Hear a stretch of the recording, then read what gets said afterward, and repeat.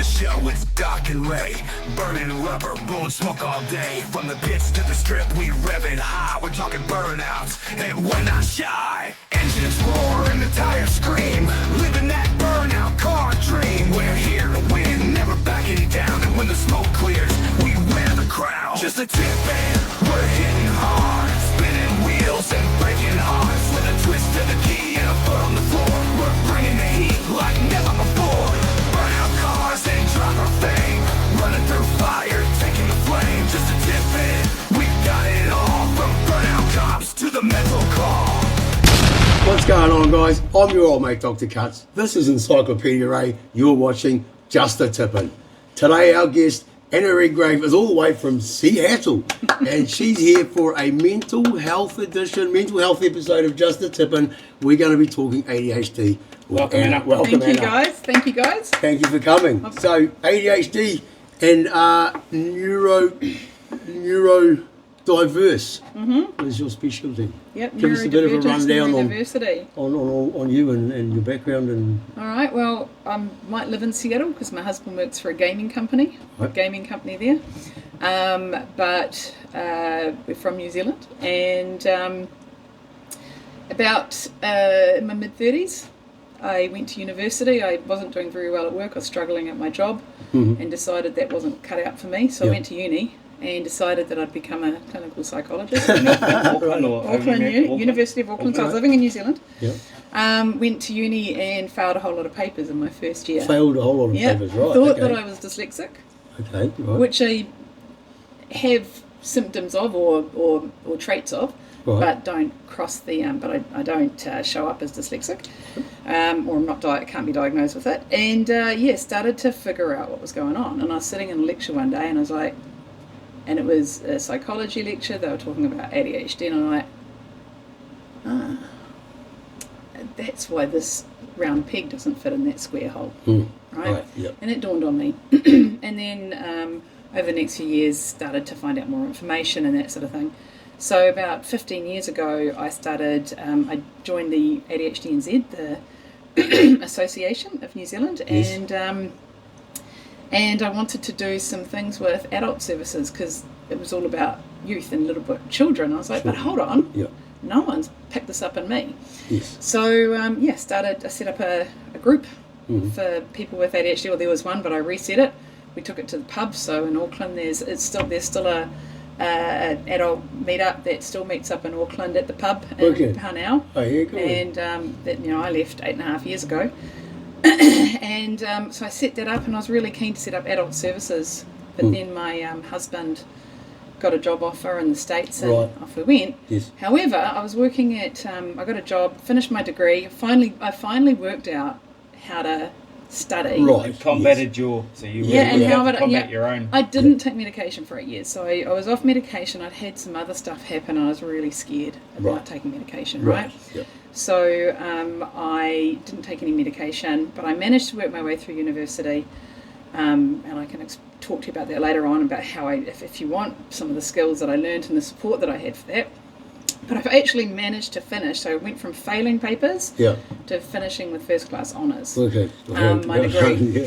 Well done. And they were like, my lecturers were like, wow, this is awesome, newspaper article about me and that kind of stuff. Okay. And then I went to work for Massey University for a year to study, my first year of counselling. Right. And afterwards, after I left, they were advertising to try and find anyone who knew how to support people with ADHD, adult ADHD, Wow. and they couldn't. Now, Interesting. so I go away. So how long ago was that? So that would have been about 10 years ago. Okay, sure. So yeah, so now it's changing. It's getting a little bit easier to find support. However, I set up a business for it. So yeah, I've been doing. I actually wanted to train as a trauma counsellor and work with people who've had generational and family trauma. So I did. Right. Turns out that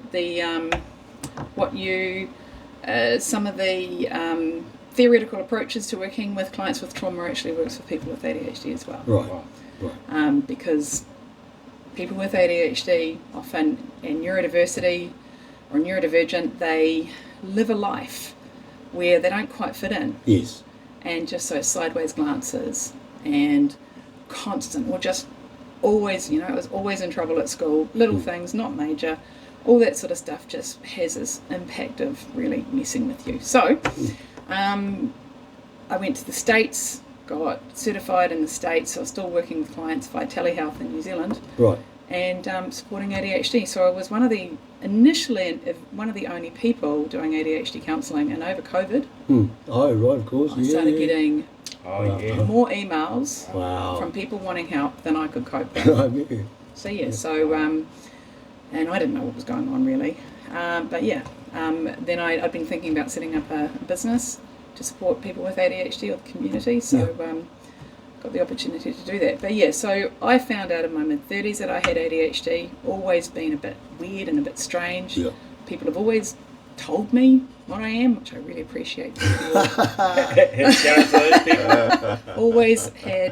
Always try to be a good girl at school, but in being good, my library books were late once, and so I was like, okay, I'll run home and get them, but it was 5 to 9, right? I got another kid to run home with me, and in trying to be good to get the library books back, I got us both in trouble for being late to school, right? It's always trying to be good. So so that was sort of, and that sort of stuff, right through work, had problems at work.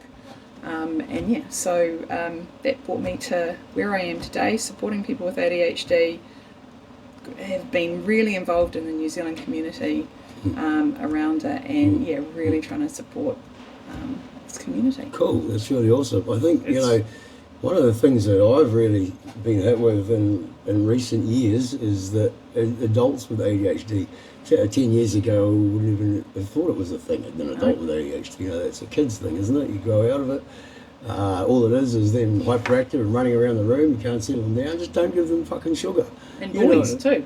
But that's in boys as well. But the whole lot. So why then you just go out of it. But the symptoms, the actual real symptoms, or what is displayed, is completely different to what is in everybody's minds when they think ADHD.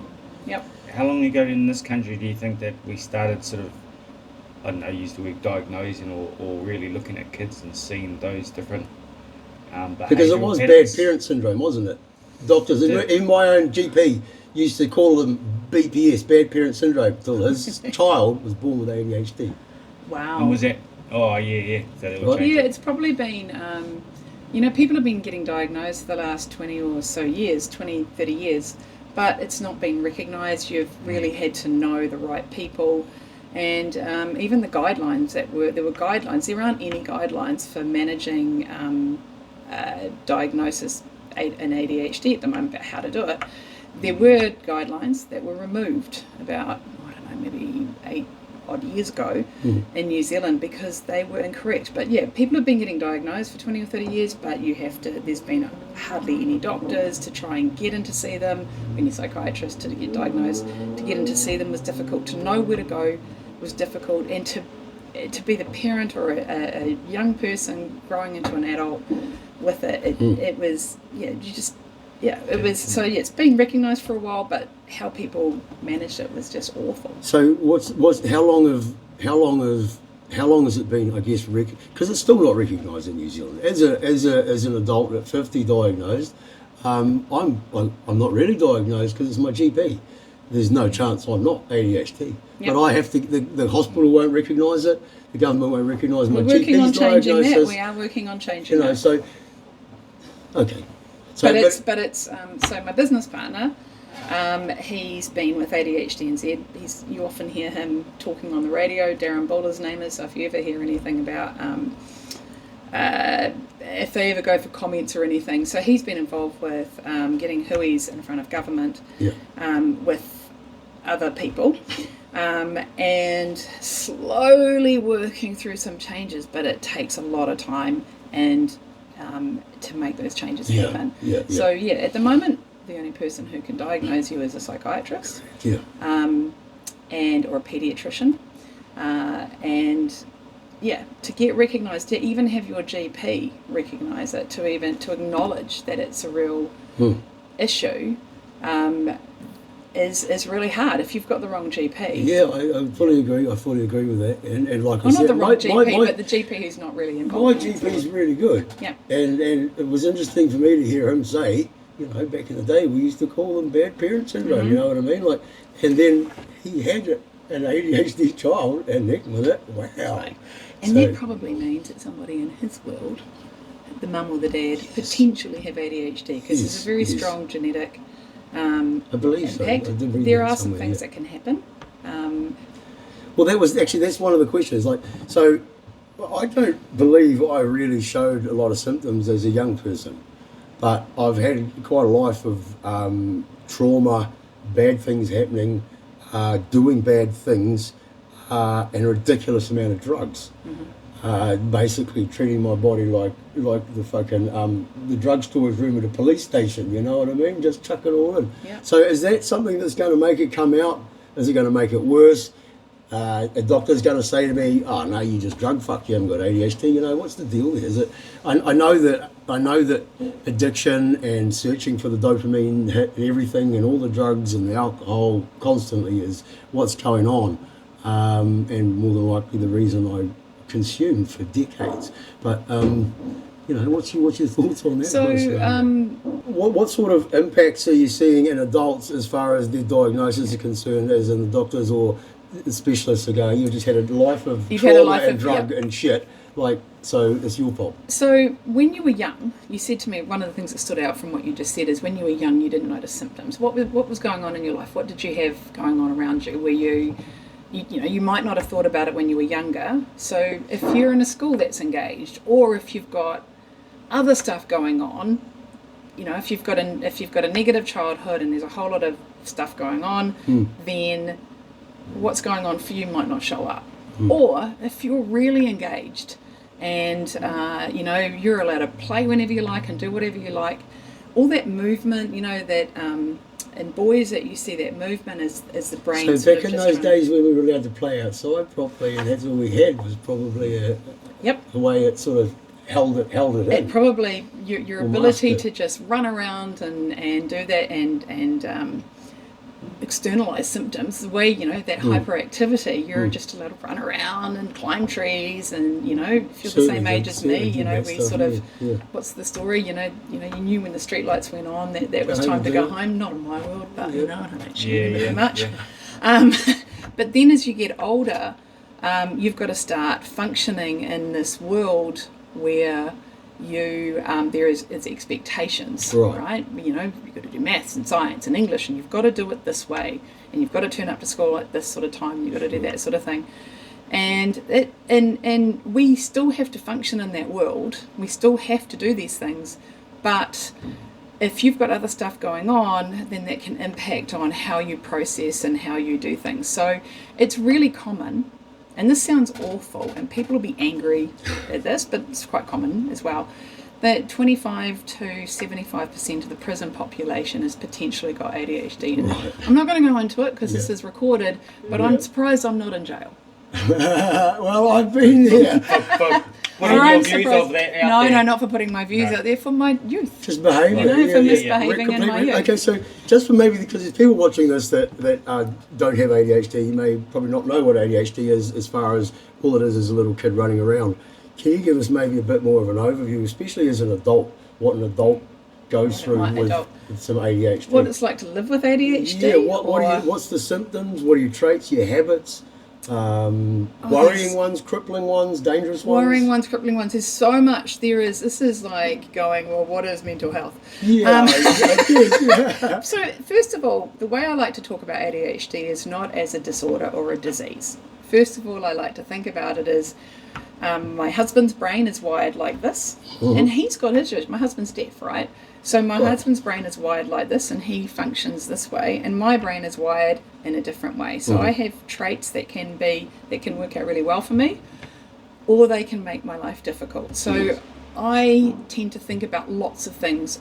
If I've got a problem to sort out, everything is there. I'm like, oh, well, what about this, and what about this, and what about this, and what about this, and I've got to do this, and I've got to do that, and I've got to do this. So my brain really struggles to put things into order and to prioritize what goes there. So all of a sudden I might, and I know this is, and I'm describing a lot of people's experiences, my brain, it actually becomes too hard to do stuff So what I do is I do other things. Yes. Right. Side tasks. Side quests. Side tasks, or I shut down. Like I've had some problems even now.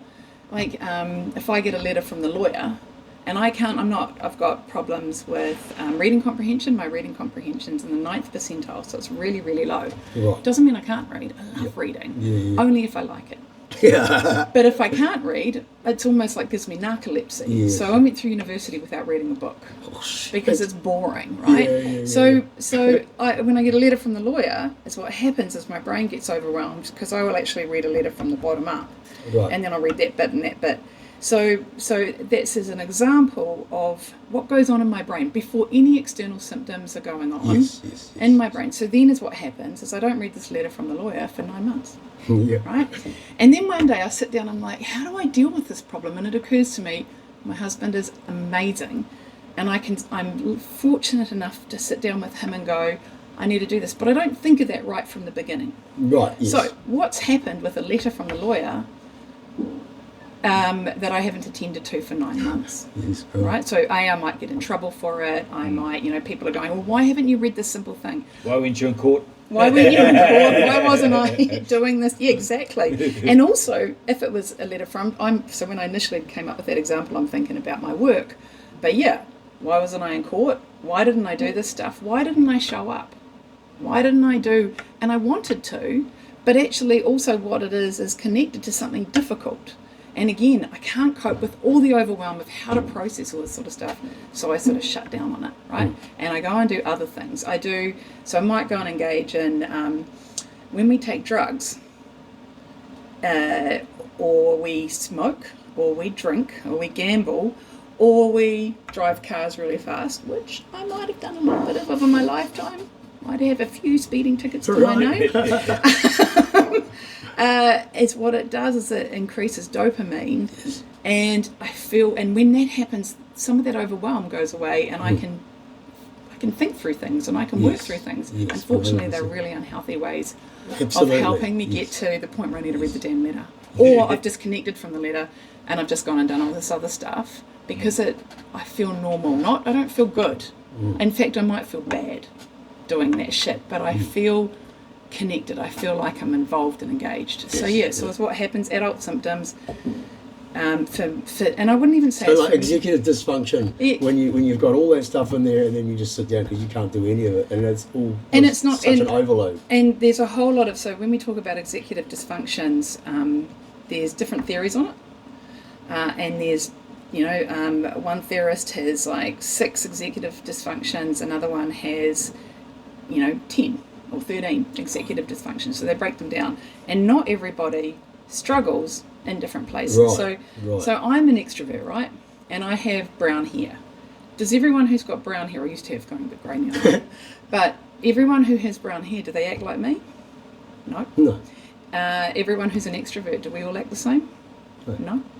No. Everyone who's got symptoms of neurodiversity, are they all the same? No, they're really, really different. So some people will go out and do some, their wild stuff might be drinking and driving and whatever, and someone else's wild stuff might be reading books Yes, to the right. point where they disconnect with the world. So Right, you said about executive dysfunction, or executive functions. Executive functions there's a whole lot of different functions. So one of mine is reading. I really struggle with reading, but my girlfriend's daughter can just pile through books. My dad, who's got really strong ADHD symptoms, he can read really, really well, yet his daughter can't.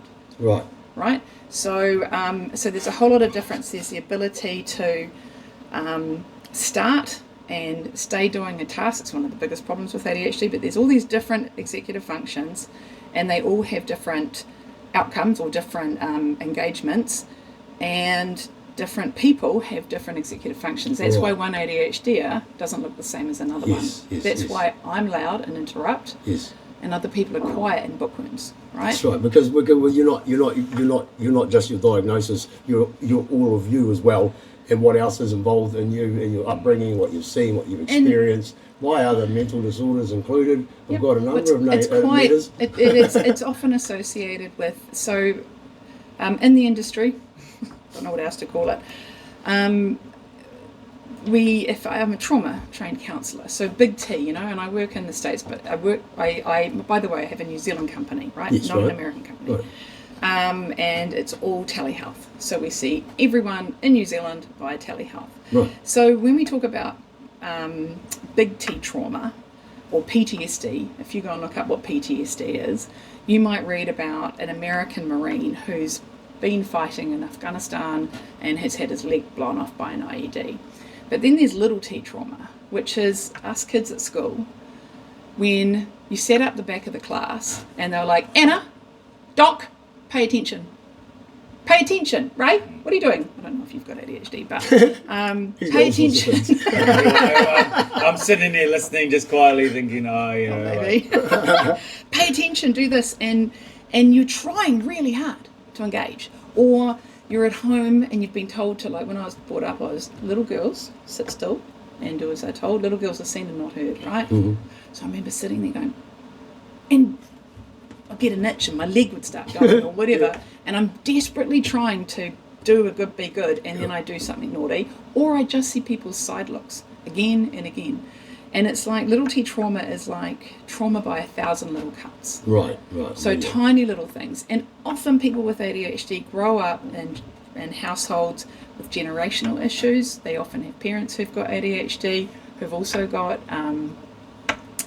executive functions that aren't functioning. And so then you've got generational learning problems. You might be engaged in society in an area where it's okay to do crazy shit.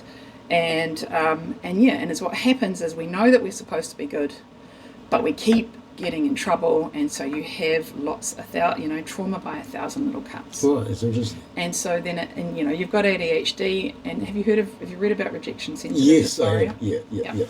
Yeah. So there's also potentially our neural function just doesn't impact our externalization of symptoms, it also impacts how we think. So this is what the example I gave to Hayden and Tony down in Wainuiomata when we did an interview down there, and I said one of the things is, some particular ADHD person, they might go and put this very, very simple example.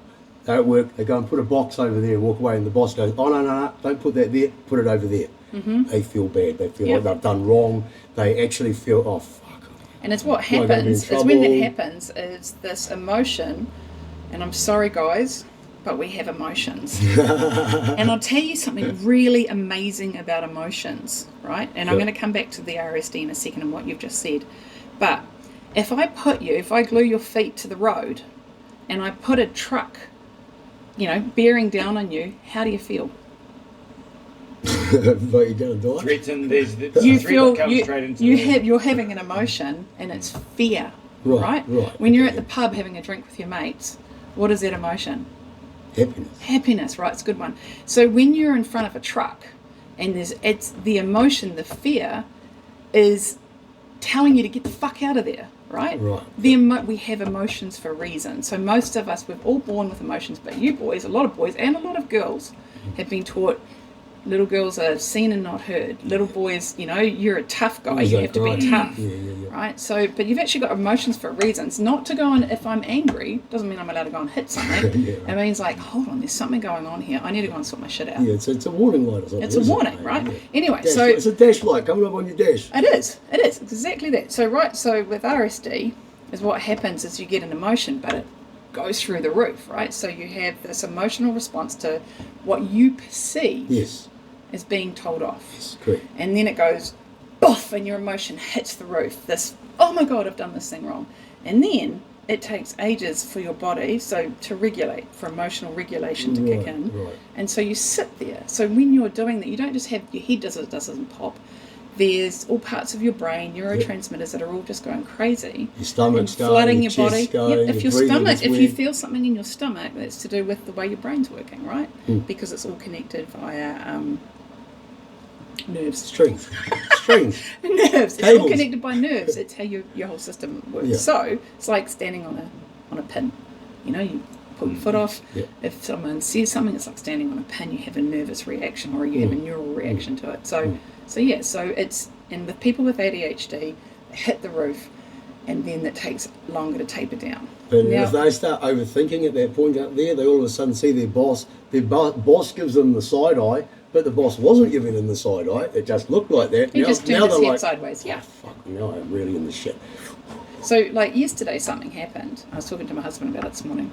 Yesterday, I'd said something to someone, and someone said something innocuous back later on, right? And in the old days, I would have just been, oh, they're a bastard, they're wankers, I can't believe it, the pricks are always saying the stuff. Raise your blood pressure up. Yeah. Yep. And it's what I can do now, and this has taken years, but what I can do now is look at it, go, just not respond, which isn't a bad, you need to respond sometimes, but not respond, and then go away and think, well, what really happened there? What was my response to that? What was their response? What was going on? And I can actually take time, and I might still get a response, but even if I do, I can see that it's happening. I can stay in the moment, and I can then walk away and process it. And it's okay because I've had a bit of sleep. If I'm really tired and something like that happens, it's harder to manage. Right. Yes. But so we have big responses, and then ADHD, the way that we function in the world, can cause trauma. And we can engage in trauma. And I'll tell you something else really interesting. So we create our own trauma. We can. Yes. And another thing is that there's research has shown that not everyone with ADHD, but a lot of people really feel other people's emotions. Yes. Or I feel what you're feeling. Correct. Right? Yeah. Empathy. Yeah. So Or you understand it. I can understand it, but I can actually, I don't want you to be hurt, so I will put myself in danger to stop you being hurt. Right. Yes, I see that. And there is some of us have talked about it, and potentially some people are in prison because they've actually just stood up and and said, I did it, when it actually was their mate who did it. Yes, right. And that's a very simple explanation. Yes, it's almost a form of self-punishment, I believe. Yeah, I think it's just this. I don't even know if it's aimed at yourself, but it's because I really just want to look after my mate, because I want people to be happy with me. I want people to like me. I just feel for people. So there's all sorts of interesting things with ADHD. And so what's interesting, what I want to talk about or ask about there is then when you've got a couple, a relationship, two neurodiverse, one ADHD, one ADHD, all sorts of shit going on. Like, what do they do? Like, is this something that can work? It's, you know what I mean? Like, because obviously they're all different sort of ADHDs and stuff going on, and but what's sort of the prognosis when it comes to that? Like, how can relationships deal with it and cope I with each remember other? asking my counsellor years ago, why is it that I've got lots of people like me? And they're like, birds of a feather flock together. So for starters, we often get into relationships with people who we identify with or we understand each other because, I'm not going to go, I can't think of an example, but we need people in our lives. You shop in your aisle. I've always said this. If you're canned fish to canned tuna, we're not very good at going shopping in the aisle. Yeah. I'm with you. Yeah, I don't shop in the veg aisle. I don't shop in the we shop in our vegetarian aisle. That's right. You shop in your aisle, right? Straight to You the might not go to midsection. the salmon aisle because you're tin tuna. You might. It's a quite different thing. So you end up birds of a feather flock together. So you've got someone who understands you, but you also both bring your experiences of the world, and they're different, right? And so it might be really supportive of each other, although it might be supportive to the point where you're like, I understand you, but we're not very good at functioning in the world together. Or you both bring your experiences and they actually go head to head, right? I run a coaching and counselling business, so I'd say go to coaching or go to counselling, but whatever you do, find out as much as you can, and you both have to be willing. I think we're assuming that both these people there, they know what they've got. Like, it may or may not be me or anybody else. But I think they may not know what they've got, and that to me would probably end in something incredibly toxic, and both of them just pulling the pin and blowing it up, however way that happens. But I would assume possibly if the two people in the relationship know what's going on and they have an understanding of why, because it might be a place to start, right? So communicate. sorry guys, communication, just saying to somebody, but not yelling at somebody. Well, we're telling the guys it's not weak to speak, all right? We've got to talk. This is what it's all about. So is what, like you got to talk to people. If something's wrong, being ignored or ignoring someone doesn't help. Now, this is just standard relationship stuff, right? No one can read my mind. It's been quite revealing and refreshing to me to go, oh, no one reads my mind. I really appreciate people being honest with me. I'm blunt. I actually appreciate people being blunt with me because I'm not very good at reading mixed messages. No. So first of all, you have to communicate when you're angry, not communicate, you have to say, look, something's going on here. Let's see if we can figure out how to do this together. And you need two people who are willing to work on it together. That's the hard bit, because often people are blaming someone else for the problems, each other. And then if you can both communicate, then you can either go online and find ways to function together or get someone else to help you figure out how to function together and be. But if you ever do see a coach or a counsellor and you do think you've got ADHD, autism, it makes a massive difference if that person you're talking to can help, understands, and they're not going to say, you should do this, here's all your homework, go home and do this, and then you go, by the time you've left, you've already failed because you're not going to do homework. So so if you're in a relationship, and it goes both ways, relationships where both people have traits of neurodiversity, it can be difficult and it can be healthy. But where you've got one partner who's neurodiverse and one partner who's not, you can also have major difficulties. But so it sucks. But communication, when you're in a good space. So your file doesn't show, your file of red flags doesn't have this big explosion at the top with the neurodiverse couple, does it? So but it's just, it seems really obvious. But it's like if you've got a car, do you wait till the wheels fallen off? And in the States, you don't have to get a warrant of fitness, right? Which is a pain in the ass, but once you've driven around the States and you've seen chassis on the ground, you understand why the warrant of fitness. Do you leave your car until it's fucked? Or do you actually maintain it? Exactly. Yeah, and even if it's a bit expensive, so Well, some of these people that will be watching this will be like, nah, fuck, we just drive the wheels to the Plymouth rims. Well, I mean, it's rods or rims. And then if that's your goal, then that's cool. It's going to be a spectacular blowout at the end. It's not going to be anything normal.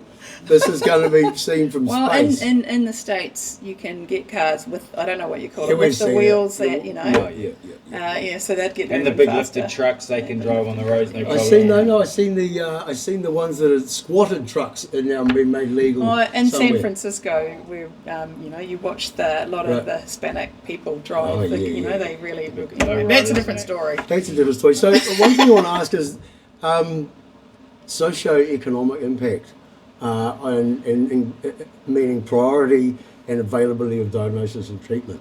Is that a thing?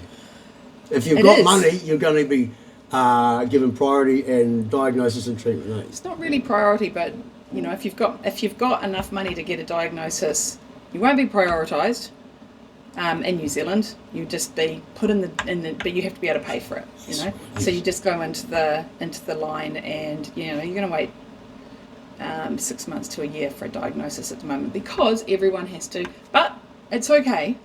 Because you've lived with this all your life. Yeah, exactly. Right? All of us, but people with ADHD are like, I want this now. So the best thing to do is send out emails, write to everyone, go to ADHD NZ, come to, we can share my website later on, Beehive, we've got a directory. We haven't advertised this, but we do, we're starting to do assessment. A diagnosis is when you're told. Is this a drop in here first thing? I'll tell you later. What I want to do is I don't want people to have to come through us or anything. I want to know people that it's not about, I'm not here to advertise Beehive. I'm here to advertise, I'm here to talk about what's available because I really give a fuck about this community, right? But if you want to get diagnosed, if you want an assessment, so I just want to explain this. An assessment is when someone sits down with you and says, we've got these symptoms, you've got these, and symptoms makes it all sound bad. Like, I've got ADHD, and... labelling thing. Yeah, but I've got it, and my brain is so... You give me a problem, my husband looks through the instructions, and sometimes that's helpful. Other times, you give me the problem and the instructions don't work, and I can work through it in my head if it's the right thing, and I can see things in 3D. I've got a really different brain, right? And everyone's brain's different. So to get an assessment, so an assessment is when they go through and ask questions to say, is this happening? And then everyone will go, well, I forget things, or I'm late to appointments, or I lose my keys. And when you get the assessment, it has to be they have to assess it to a point where it impacts your life negatively, right? Yes. Okay. So you get an assessment, and then when the psychiatrist comes along and says, yes, you have ADHD, then that's the diagnosis. Right. So there's assessment and diagnosis. So, and everything goes through an assessment. So as what I would suggest to people is send an email or ring around or get some support to go and find out, put your name down with everyone, or don't do that, but find out where you can get your next assessment, and then just get in line. And when we're talking, like, I'll tell everybody about my little story with this interview. And this is daily for me, basically. Not daily, but this type of scenario, it just happens constantly. So we made this appointment with Anna over the internet last year for today, Tuesday the 7th at 12:30 p.m, midday afternoon. And so last week I made myself a doctor's appointment for Monday. Come Friday, I'm like, fuck, I can't do that. We've got an appointment I'm interviewing Anna on Monday. So I called up the doctor and said, can I change it to Tuesday, please? Okay, no worries. So we get here, Ray's here, we're sitting here, and I'm like, 11:30 she's turning up. 11:30 she's turning up, right? We're just sitting here, Ray's like, have you got the date right? And I was like, yeah. And I come over, oh no, fuck, it's tomorrow. Okay, so I cancelled my doctor's appointment so that was right. So I'm like, oh fuck, I've got to call my doctor now and cancel today's appointment because I made it for then. And then so we get here, and once again we're sitting here at 11:15 ready for my 11:30 interview, which was 12:30. And that is common as shit. It goes, if I'm going to send you an appointment, if I invite people to an appointment, it's always wrong. I would always get it wrong the first time. I think I set a calendar in for this, but it was always wrong the first time, and I always, as soon as I've sent it, I'm like, and most of the people, I'm really lucky because I get to live in a world where everyone who works with my organisation, we're all neurodiverse, right. We all understand it, but when I step outside of that world, every now and again someone, and I think I'm okay, and then every now and again I run into someone who reminds me that I've got ADHD, and as soon as they don't say that, they're like, why'd you get that appointment wrong? And I just I just feel stupid. That's and it's really awful. And I'm lucky enough to have been working with lots of people to figure out how to deal with that. But I deal with people every day to work out how to live with that feeling of stupid and how to process it in your brain, yet it still happens to me. It's really awful, and it really beats me up. So so the cool thing is, when you miss an appointment with me or you mess it up, at least we understand each other. I know. So it's like, the relationship. The last one I got wrong, I turned up to the hospital a week early. For my hospital appointment. Well, let's try always early with appointments. Well, I think it's because I recognise how bad I am with timing, and so I'm kind of like, I'm hyper-focusing on this is when I got to go, but I do it on the wrong time. Like, I just get it wrong. It's what you've got to do, and it's what. So this is where everyone's different. So it's actually unusual for, like, I've got people who are fine with appointments, right?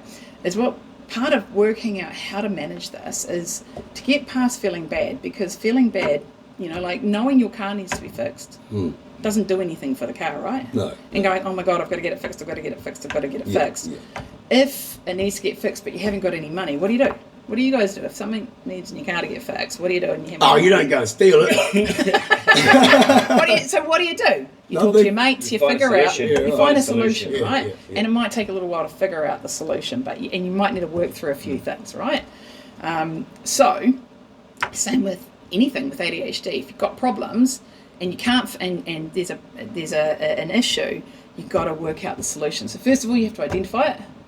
You've got to go, oh, there is a problem. Talk to somebody else with ADHD and start figuring out, or someone who's got a bit like you, and start figuring out, well, how can I work through this? And like, so for me, we need to learn habits and routines, which everyone with ADHD hates, right? However, every time I get an appointment, I send an email and 3 reminders Right. to myself. Right. And I miss most of them, but one of them gets through, right? So I get there eventually.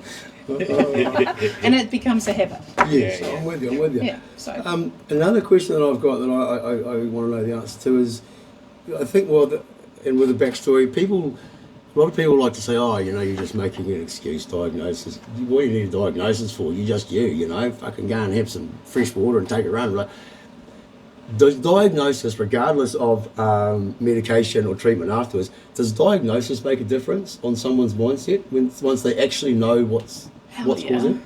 So it's worth getting a diagnosis, whether or not you're going it to get just makes medicated. you, it's sort of like I said, when I sat in that lecture, and I went, and it was this like a fountain. It was like, that's why I'm this. And for me, most people finding out they've got ADHD really impacts. It's like there's this grief, there's just trauma, there's all sorts of stuff. For me, I didn't go through that, but most of the people I meet go through this traumatic experience of what would have happened if I had known sooner. I wouldn't have had this shit. Sorry guys, you probably would have had a whole lot of shit anyway. But for me, it was like, that one moment when I was at school, I didn't know what was going on at school, right? And I've got a whole lot of other stories, but about what was impacting me when I was younger. But when I was 22, a teacher walked up to me, an old teacher, and he said to me, he was a music teacher, and he said to me, Anna, I just want to apologise for the way that you were treated at school by the teachers. Oh. And in that moment, and this is what getting an assessment or a diagnosis can be like, in that moment, all of a sudden, I realised that it wasn't all me. Yes. That I wasn't the broken piece. That there was something else going on. And it was a shedding of so much pain. I still had another 10 or 15 years of shit to go through to sort my shit out. But yeah, it just was like, oh, fuck. I'm not the broken one here. There's other stuff going on. And then when I sat in that lecture and I was like, oh. And but having a diagnosis can then set you on a road of discovery to figure out, well, what can I do? Exactly, Can I accept that this is what's going on with me, and what can I do to figure out? So my husband's deaf, right? He can hear, but he's almost deaf in one ear, and in the other ear he's got frequency loss, right? Quite a lot.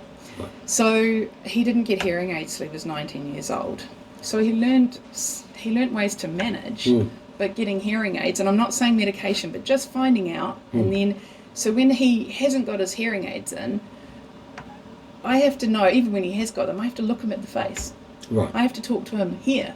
And I don't get angry at him if he doesn't hear me or if something happens, because I know that he can't hear me, but he's got a bit more of a visible issue.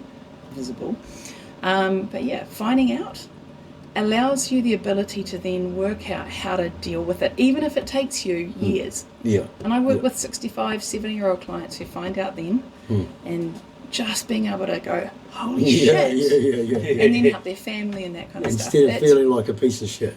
And, basically. like they're all like, everyone gets a diagnosis because they want to go and take drugs, right?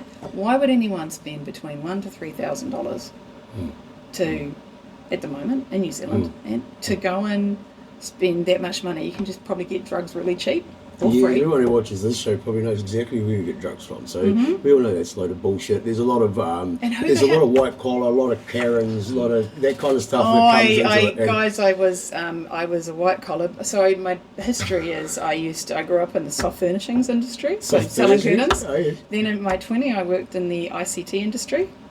And then when I was in my 30s, I retrained. So I've done really different things, right? Yes, yeah. And yeah, there's a fuckload of drug taking in the white collar world. Yeah, Shitloads. Yeah. Just can afford more. It's more expensive expensive, stuff. and you don't get caught because your mate that you're buying it next to is the cop. Well, it's not even that you don't get pulled over. You don't drive a car that makes it look like you get. I live in the States where black people get pulled over because they're black. That's right. In the States, black people can't jump over their fence if their door's locked. Yes. And that's right. kind of like that, people will judge you because of what you're driving, what you look like, and that kind of stuff. And I think, like, people say, oh, why you need a label? Why you need a label? Well, I've always said, if you haven't got a label on it, how do you know what it is?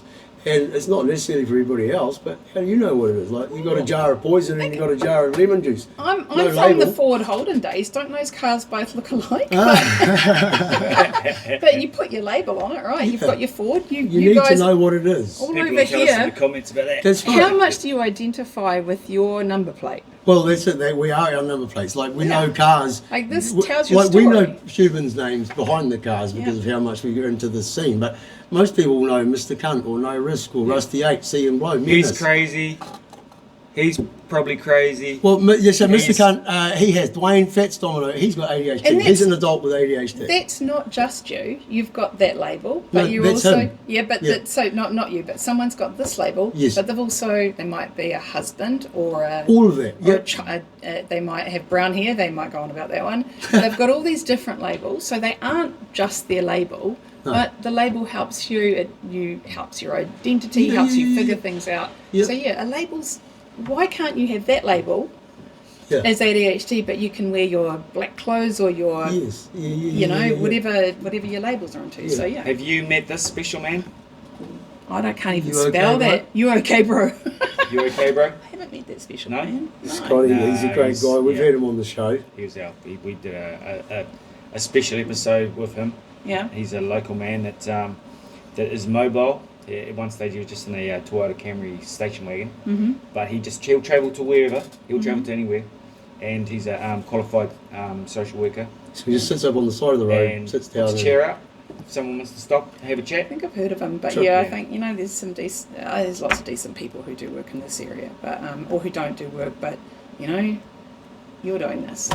Well, it's, You know, you guys I feel are- the, this I is feel the awesome. need to.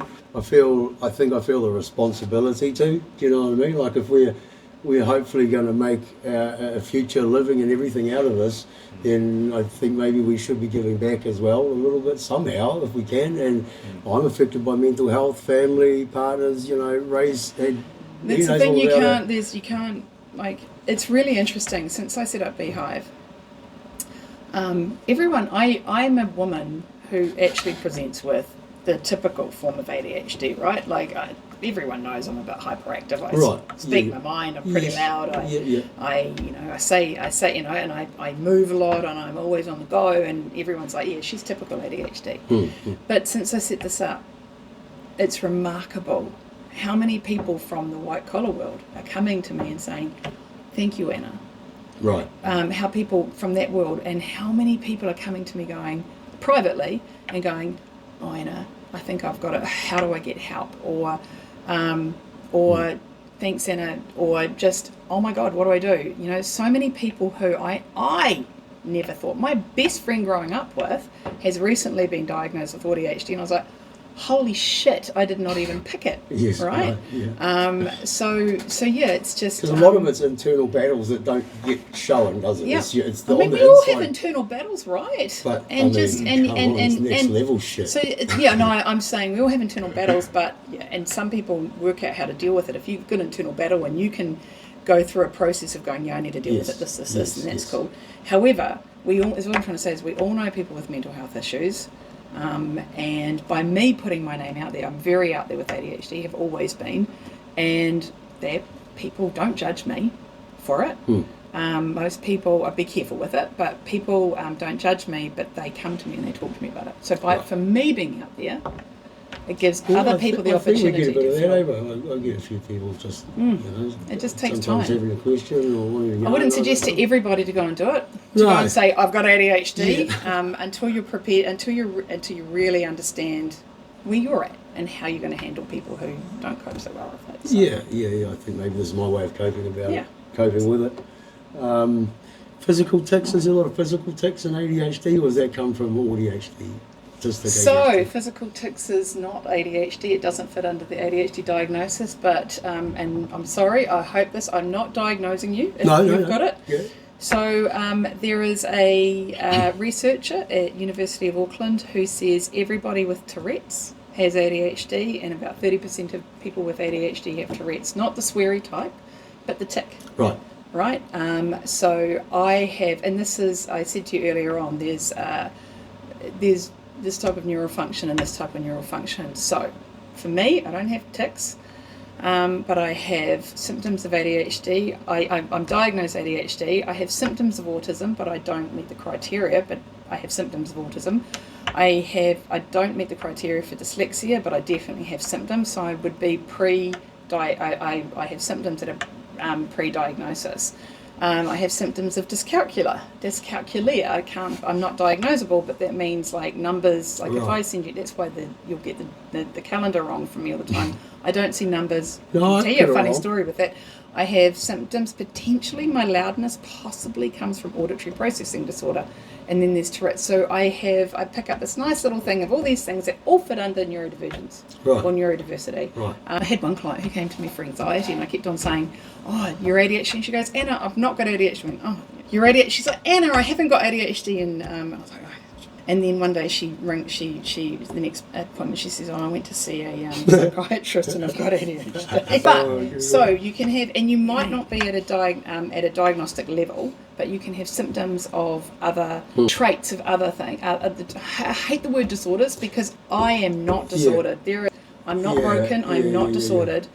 I'm an awesome, incredible, functioning human being who can bring so much to the world. I just have these really weird traits that don't fit into what's accepted in normal society all the time. Doesn't mean that I still have to function in society, right? Yeah, honestly, every day I get to experience a child with autism, ADHD, Tourette's, verbal and physical Tourette's, and he also has a thing called Fragile X syndrome. Oh, yeah. So he's 7 with the brain of a 3-year-old, and I mean he's a lovely kid. I love him to bits. He's my youngest stepson, but it's quite an experience, and to be him growing up, and well, he won't ever grow past 18 in his mind, but you know. It's got to be an overwhelming experience. Would he be overwhelmed as he's grown up, or it just won't know? He won't really think much of it. Don't know. Depends what his ability to.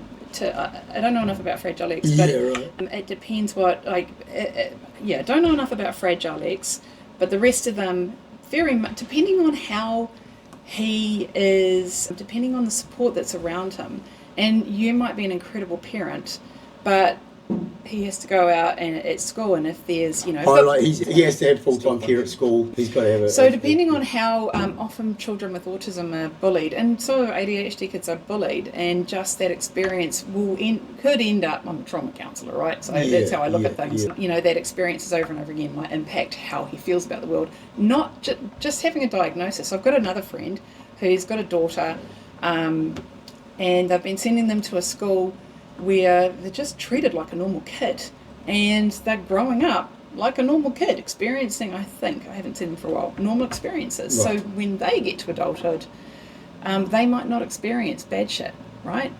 But as we grow up, stuff happens, and that's what. It's not that ADHD is wrong or fucked up. It's that we have to function in this world. And we do have to function in this world, and how we learn how to function in that world. It's like probably a file loaded into an ECU, you know what I mean, on your car. You've got every ECU's got a different file. You know? Yeah, that's really interesting. So also another thing is, and this is not to do with ADHD, it was a bit of neurodevelopment here, right? So the first 3 years of a child's life, you know, like, have you tried to learn a language since you were, how'd it go for you? Pretty good, actually. Oh, really? When? Until I gave up. But a couple of years ago. Oh, wow. I learned German. Oh, wow. Well, I didn't learn it, but I spent months doing it and picked up quite a bit. So kids learn hundreds of or tens of words every day, right? So they go from having no speech to having lots of speech, right? So there's this massive amount of neural wiring going. I can't believe I use that as an example. They tried to teach me French for 5 years, and I can count to 10, but only in 1 to 10, not, it's a funny one. I hyper-focused German hip-hop for 2 years solid.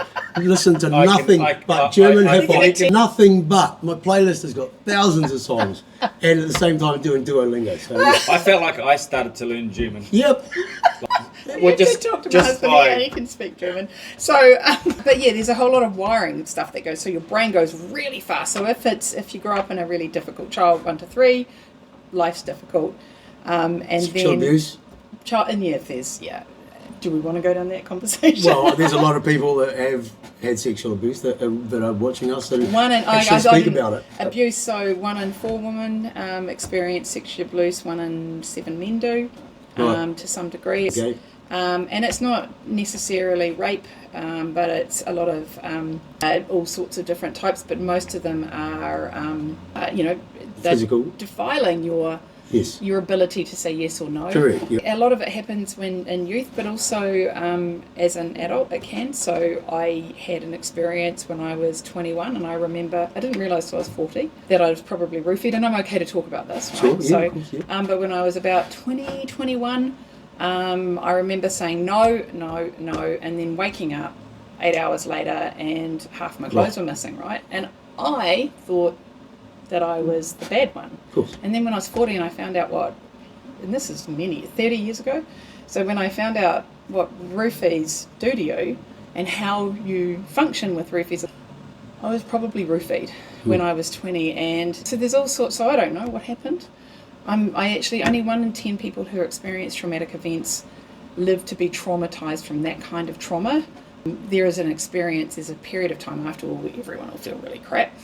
I was sexually abused at 4 when I was 4 years old, and I didn't remember it until I was 30 something. Yeah, and just traumatic experience brought it out when I was 30. And children are, I'm really sorry. That's Oh, no, it's happened. all right. But it's good to talk about it because it happens to lots of people. It does. And we don't want anybody it's happened to feel ashamed about No. it. And they need to know that there's no I'm- need to feel ashamed. I was taught to be, they talk about boundaries and people are like, make your kids say, give your auntie a hug, give your auntie a hug. You're actually, and they don't want to. There's a reason they don't want to. You can say, if you want, give your auntie a hug, but you don't have to give your auntie a hug. I never learned that I could say no. Well, and I tried saying no, but I didn't know how to get myself. I was taught to be compliant and taught to be a good little girl. Yeah. So I went to that place. I didn't just take myself off upstairs, but there's a lot more to it. Yeah, But yes, sexually. So is what happens. 1 to 3, massive amount of brain wiring, and then with people with ADHD, our neural development is slower, right? So we learn around about the age of 13. We can learn to risk, right? There's a reason they don't charge children till 18 years old, and that is because the ability to say no. So if you've got a kid and they're 13 years old, it's really, if I could give every parent, I don't have kids, but I did a whole lot of child development when I was studying, and if I could give everyone advice, it'd be like, have dinner with your kids from a really young age, Right. because that's your opportunity to chat to them. So when they're 13 years old and you're like, talking about going out with their mate and going out and doing burnouts, you can start saying to them, well, I was in this situation, what would you do? Because the child might know that they shouldn't hop in a car with a drunk person, but when they're there, how many times have you gone, I shouldn't be doing this? Yeah, and then they hop in the car with a drunk person. But if you teach them, especially with ADHD, if you say, this is what you do, let's practice it, let's do this stuff, then they'll get to that point and they'll go, I shouldn't hop in the car with that drunk person and do burnouts. So with ADHD children, that neural development is even slower. So your brain, you've probably heard that brains finish developing at about the age of 25. Well, with ADHD brains, it takes longer. So you have these children or young people that adults, they want to be treated like adults. You have to treat them like adults, but you also have to understand that ability to make choices and decisions, and they'll still act like children when they should be adults. And so you'll be annoyed with them. So and then if abuse happens, physical, sexual, verbal, which is one of the worst ones because no one can see it. Children who grow up within 2 weeks, a child who is in a violent household, might even be verbally, by the age of 2 weeks might have learned to shut the fuck up. Right. Because if they don't, shit happens. Right. Well, so that's how quick a 2-week-old baby might have learnt to just be quiet. Right, and then people will go, it's a passive kid. Fuck, to my kids' years. What's going on? Or they might just, I'm using that as an example, but they might display different behaviours. But throughout our lives, our brains are growing, we're relearning, this thing happens and you learn to expect that, so you make it happen, and then, Chuck in a head injury and... TBI. If you've had a TBI or something like that, that can be really difficult. I've had a head injury that nothing was done about it because I was just a teenage boy. But I remember it now. I can still feel the impact. It's quite That can ridiculous. really, There's all sorts of stuff, and if you've got ADHD, you're more likely to have a head injury if you're of the hyperactive type. I do injure myself. Not as much as Ray though. Actually. But if you're the inattentive type, and there's lots of boys who are inattentive and lots of girls, so you said to me, came here. There are women who are watching this show who, and yeah, symptoms show up really differently. So they might not have Right. been externalizing behavior. And I don't know if it's because of social expectations or if it's because our hormones impact us differently, a little bit differently, or different reasons, but unlike me, a lot of people might not externalise their symptoms. Right, yes. And so a lot of that actually shows up as anxiety and all sorts of different things. It still has the same outcomes. People might learn that doing dangerous stuff still makes them feel better. So, but yeah, how they got there might be different. So, Yeah, right. yeah. Well, look, that's bloody amazing. We're probably about to hit the end of a pretty decent. We could probably talk for hours more, to be honest. We might have a couple more questions. One of them is, what type of car do you drive? Right, I'm going to tell you a story, Have you ever right? done a burnout in it? So, first of all, the first car we bought, so we ended up living in San Francisco for starters, and the first car we bought was, because we needed to be able to park it, was my little Fiat Pop. Right. So, I have had speed issues in my life. I've learned not to get caught. No, sorry. So she can do 90 miles. Her name's Poppy. Right. Because of the name of my cars. Her name's Poppy, and so this little red Fiat 2-door can I can't remember how big it is. Anyway, she can do 90 miles. Nice. Yep. Up the freeway. What's that, 1 point? Yeah, anyway. It's about 140 k's. Yep, she shouldn't, but she does. Yep. And we moved up to Seattle, which is, so San Francisco is about a third of the way up, and Seattle's up top. So we had to drive her from San Francisco up This to is California. Yeah, from California up to Washington State. Right. Up the top, but just below Seattle. So I did take on a Julie 3500. Nice. And I might have lost if I hadn't pulled off the freeway, because I must have needed gas at that particular point in time. But I'm like, come on, you're not overtaking me. You're not driving me off the road. And there's this great, and then I'm like, and my husband's like, maybe, we're in America, people have guns, we're in Oregon. And I'm like, and I didn't give in, the stubborn side of my ADHD, or Anna didn't give in for a while. Yeah, so me and a 3500. So I've never been a burnout girl because I don't know how to make it happen. But I have done burnouts. Right. We also had a Dodge Ram 1500 do with it. a straight 8, I think. I don't know what that means. Not a Cummins engine, all right? Don't know what that means either. Right. However, I've had guys going, oh, is it a Cummins in there? I'm like, No, No. So it would have been a V8. It would be him with 5.7. yeah, 5.7. that's exactly what it was. Yeah. And it was only rear-wheel drive. Yes. And if you don't have any weight in the back of it. So in California, I remember pulling out of this service station, and there were all these Mexican guys all standing along the line, like, yeah, woman, whatever, and then they were screamed out of there, accidentally. And they're all like, yeah. So yeah, that's my best bet. Isn't that a rush? Isn't that a rush? That was having them all go. I made my husband sell it though when we got to Seattle. Right. When you and it's icy and you do these huge, really yes. tight turn-offs and the Right. car starts sliding around a yeah, corner. yeah. So yeah, Way better yeah. off a front So, wheel yeah. drive Just there. thinking about American stuff, you should, when you get back home and settled and stuff, after being back from here, you should have a look into Skids for Kids, actually. It's a charitable thing. Our first American guest we had, Seth, he's got a very unique burnout Frosty the ice cream Frosty truck. the ice cream truck. The old So, American yeah. ice cream truck. So they travelled. They've just started like last year. Really, it was really building for them. Yeah. It was they travelled around America, doing skid events and just donating to Raising kids, money really and collecting toys, and I think Costco donated a lot of toys wherever they went, and they take the toys to the kids' wards at the hospitals. Yeah. So Skids for Kids. There's a lot of people in the burnout family that worldwide that like to give back, because we're all really similar. I guess that's why There was we a- like the burnouts. Yeah, there was a really big one just in the biggest car event of the year, which just happened weekend gone, Summer Nats. And one of the big guns had a Mustang car, and he already had it white wrapped from his wedding a few months back.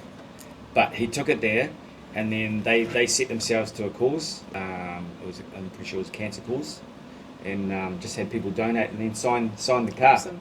So within a space of a couple of days, the car was just coated, and then Yeah. they would have had a nice little bucket of money to pass on. So yeah, just those sort of easy things, people take the effort to make happen. Get engaged in. Now you've got one more question to ask, Ray. Oh yes, I got two actually. Oh, go on then. Our favourite food. I love food. Not Yeah. American food. That's Not what American my favourite food? food is. New Zealand Not food. American Eggs. Love Just good eggs, farm you know, eggs, eggs, just- yeah. But in the States, eggs are like pale yellow. Right. I'm a bit of a snob in the States because I Yeah. have to buy grass-fed organic eggs because then I know they're going to be yellow. Yes, They, yes, some, yes. they, the consistency over there, they'll eat all sorts of eggs. They like the ostrich eggs, they like the Oh, bloody I haven't quail seen all eggs. that. They Like just this. eat these eggs. Okay. They just eat everything that's this colour. Right. No, I'm not picking on Americans. I have to admit, everyone hates Americans, but actually, some of them are really, really cool. And you get out and you wherever we can't vote. We're not Yes, yes. citizens, but you know, I've went to a Willie Nelson concert. I always wanted to go to a Willie Nelson Yeah. concert, and you have all sorts of mixes of life, and just getting out and talking to people Yeah. is just awesome, right? Yeah. And it's just Okay. don't love American food, love New Zealand food, but eggs definitely my favourite. Nice. What's your other question? That was it. You said you had one. No, well, Did we? you had already got asked through that course of that conversation. It was like, How how you do like you feel Americans? about living with Americans? You know, like, Right. I tell you what, it depends where you live. Yeah, 100%. Mate, yeah. So we were living in an area that wanted to make us leave. We were about to leave, but then we went and bought I'm 50 and just bought we bought our first house. Right. Oh no, about to turn 50, I'm 49. Turn 50 in about 3 weeks. But yeah, I just bought our first house and moved into an Was that area big which party is over here or in the really States? cool. The big party? Oh, Yeah. I'm actually going to ride Alps to Ocean. I came to terms with the fact that I don't like parties. And Okay. everyone would be like, what? Righto, But yeah. I get all anxious about them and overwhelmed and Yeah, stressed. yeah. Yep. So don't- yeah, we yeah, cycle. do My what husband cycled around the world. Wow. We both mountain bike. I tear. That would have been amazing. Like, deaf. That would Yeah. be a challenge in itself. Well, he really. wears hearing aids, but yeah, he cycled around the world. He's just the kind of guy who went, well, I want to go home, and he rode there. But yeah, so for my and I've always ridden bikes, but not as in terms. So yeah, for my 50th, I'm going to ride Alps to Ocean down the South Island and just Wow. I've decided to do something that is right for me, which is Yeah. complete departure from what I've always done. Making memories. My Yeah. 50th Half the was memories just you have at burnouts parties. and booze out here. Maybe I Wow. should have done something different. Well, that's the mindset, isn't it? Oh, I would honestly say that you do that across the states. Yeah. It is. Route 66. It is. Oh, not even Route 66. Just go All of up the national parks because Oh, yes, honestly, righto. New Zealanders will think New Zealand is beautiful, but when you're even the Grand Canyon, which everyone goes to, when you're standing on the edge of that canyon, you look down, you're like, Yeah. holy. That scenario from sitting on a TV screen or in a picture to actually physically It seeing is. it. We've been to where they do crankworks, where they do the mountain biking Oh, and, yeah. and ridden. What are they? Not the Red Rocks, but just. Oh my God! So that's where I get my dopamine hit. Right, I learnt to ride in my 30s. Oh, yeah. Love mountain biking. Okay. I'm not mad. I'm a bit the black runs, Cautious, but but- yeah, I'm a bit cautious because I've torn hamstring and I've had both my hips, all sorts of stuff. But yeah, I love mountain biking. That's where I get my Nice. dopamine from. Okay. Oh, well, thanks so much for Yes. joining us, Anna. Good We to meet really you, mate. appreciate Really meeting you awesome. and talking to you. Very Yeah, really awesome. appreciate it. Yeah, is there any sort of links you want to drop? Anything Oh yeah, just the like- organisation I run is called Beehive, BEEHYVE. So beehive.health, is what we do is we started off as a coaching and counselling organisation providing coaching and counselling. I wanted it to via telehealth, and one of the reasons for doing that is we can reach everywhere in New Zealand, whereas you don't have to be privileged enough to live in central Auckland and see one person there. If you live in Gisborne, unfortunately it's expensive. It's not the cheapest service, but it's what we're working on. The next thing we're doing is the other thing we're setting up is a clinic. We already have GPs, so if you have a GP but you feel like your GP doesn't understand ADHD, Right. you can talk to our GPs. They can initiate, once you've been diagnosed, they can initiate medication and manage medication, or they can initiate it, help you with titration. You don't have to take medication with ADHD. I didn't for 8 years, and I finished university. Spoke to a few clients, and it helped with anxiety. It didn't just help me focus. It helped with anxiety. So our GPs can help where a lot of GPs don't understand. We are now, we have a couple of psychiatrists working with us. Unfortunately, it is expensive, right? But we're working service to try and make it a bit more approachable. Right. And then the third part of the business that we're working on developing is workplace training, which quite a few people are out there doing it. But it's what we want to do is get into, eventually, once we get the program set up, is be able to get into training people who work in the prisons or people who work in mental health and that kind of stuff, about how to some degree, work with, identify and support clients living with neurodiversity and traits of it. So anything in the preschool, the younger side of things? we Beehive focused. It's just pure. Beehive is adult focused. I am not going to pitch any of my mates who are in the business because that would be unethical. But if you go to ADHD NZ, they've got a directory. We also have a directory on our website, Beehive. So I got hold of you through ADHD NZ. It wasn't. They through Beehive. like I've been, we all know each other. Yeah. I'm in New Zealand last year, and I went to a couple of conferences. A bit of a long story, but I was like, oh, how many people do I know in this industry? But yeah, so they got in touch with me. Oh, very good. Well, we're glad they did. That's how they. Yeah. So they have a directory. We've got a directory, and from there you can find all sorts of different services. So and we're working on adding more resources to our website and webinars and that kind of stuff. So that's awesome. Well, thank you for Keep everything doing what you're you're doing. doing. Keep doing what yeah, no, you guys keep doing this. It's awesome, and I really think that getting the word out there, not just in the white collar areas, the people who can afford it. If you can't get help, then find other people who have similar traits, because it's not symptoms. But if you find other people with traits and talk, for Christ's sake, talk to each other and go, mate, oh man, my brain's fucking busy. This shit happens in my head. What do you do? Yeah. And you're not alone. Yeah, you're not alone, and it is amazing. Like, I don't feel weird or an outcast or strange. Everyone at Beehive, all of our providers are diagnosed or absolutely, and we're absolutely certain that they have. They're not all diagnosed. They all have ADHD or autism and other neurodiversity. And working with me and working with them, there's a real difference when you can talk to somebody who knows what it's like. And all of a sudden, all the shame disappears. Yeah. Well, not all of the shame, but shit disappears and you can have this conversation. So, so if you can't afford anything, or if you're too ashamed, or you're too scared, just have some mates to hang out with. And if you're not afraid to say it, then put it out there. Yeah. I call them my ADHD superpowers. So Careful with it, because not everyone feels like it's a superpower. Well, some people feel like it's shit. A weapon. I've got traits, and I am just me. And some of it's fucked, and some of it's not. There you go, folks. You heard it right here. Anna's just Anna. Some of it's fucked, some of it's not. Thank you so much. You've been amazing. You guys at home have been pretty fucking well behaved today, so I'm not pissed off at anybody. See you later. See you. Bye.